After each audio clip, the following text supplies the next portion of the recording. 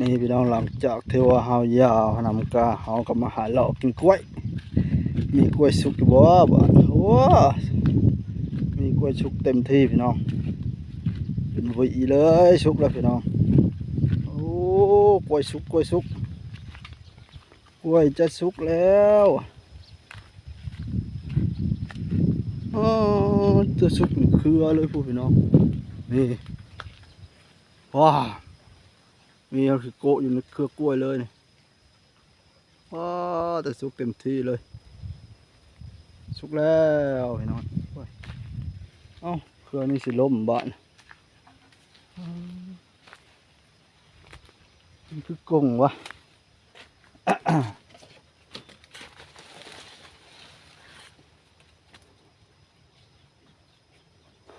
ปลากล้วยพี่น้องเอ้ยเอารีวิวให้พี่น้องเบิ่งปลากล้วยเฮา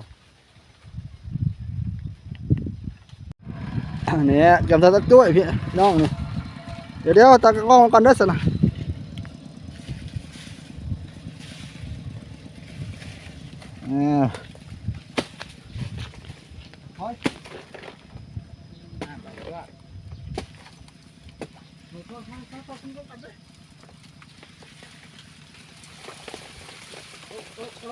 มาแล้ว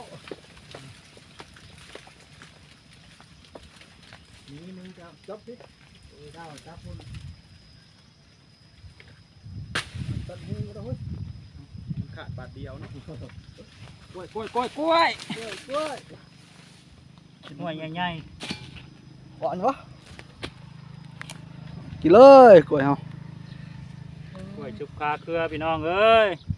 ได้กินกล้วยละกล้วยกินกล้วยแซ่บใช่ปะ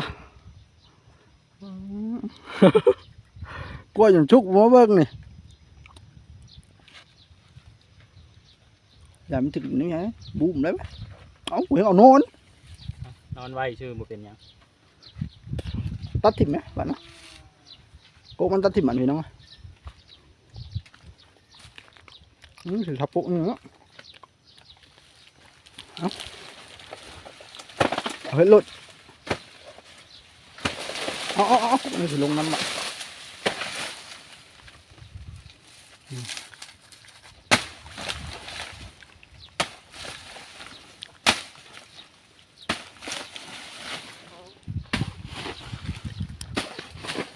กล้วยพี่น้องตัวนี้หกกินไปพร้อมเนี่ยเกิดบดเครือยังอีกเครือนึงพี่น้องแต่ว่าได้กินเครือนั่นแล้วก็สิโจ้โดนเติบบาน